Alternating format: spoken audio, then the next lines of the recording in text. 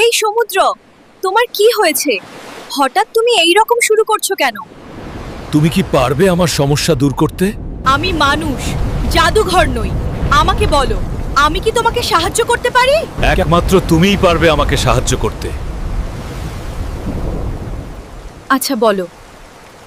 দেখো তোমরা কিভাবে সমুদ্রকে নোংরা করতেছো। আমি চাই এই ব্যাপারে তুমি আমাকে সাহায্য কর। অবশ্যই সাহায্য করব। তুই মাইক প্রচার করবি আর বলবি সবাই সমুদ্র নোংরা করা বন্ধ কর, না হইলে সমুদ্র দৈত্য তোমাদেরকে ছাড়বে না।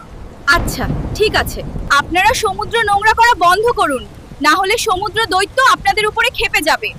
ওই মেয়েটা তো পাগল হয়ে গেছে। এই মেয়ে, সরে যাও এখান থেকে। আমরা সমুদ্র নোংরা করা বন্ধ করব না, পারলে তুমি কিছু কর।